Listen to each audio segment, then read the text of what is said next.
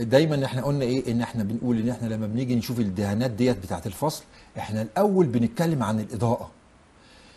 في مرحله قبليها لما بنيجي نبني المدرسه لابد ان احنا عارفين اتجاه الشمس فين، لان احنا عاوزين الشمس تخش الفصول. في فصل الشتاء بيبقى عاوزين نوع من التدفئه للفصل، لان درجه الحراره كل ما بتقل كل ما بيحصل في الجسم ان هو يبقى درجه استيعابه ضعيفه.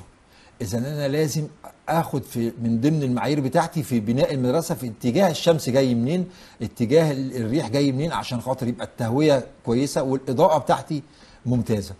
لما بيكون الاضاءه الطبيعيه كويسه لابد او داخله عن طريق الشمس، لازم اراعي الظل، لان في انعكاسات في الضوء ممكن تاثر على النظر.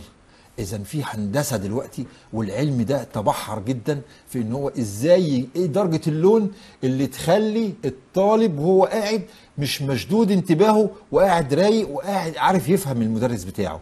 فكل ما بيكون الدهانات بيضه والسقف خصوصا ابيض، بتبقى الاضاءه بيضه، بتخلي الدنيا كلها او الجو او المحيط الاضاءه بتاع بالنسبه لكل ديسك الطالب او لكل طالب مهيئه له الجو العام للتعليم. مهيئه له الجو العام بتاعه، مع الاحتفاظ طبعا او ان احنا نهتم جدا باجراءات الكهرباء.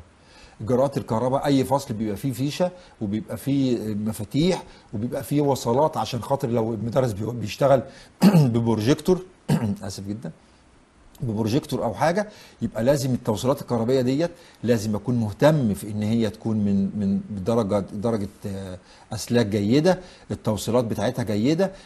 مسؤول السلامه والصحه المهنيه اللي متعين في المدرسه عليه ان هو يمر دائما على المفاتيح والفيش ومآخذ الكهرباء كلها عشان يطمئن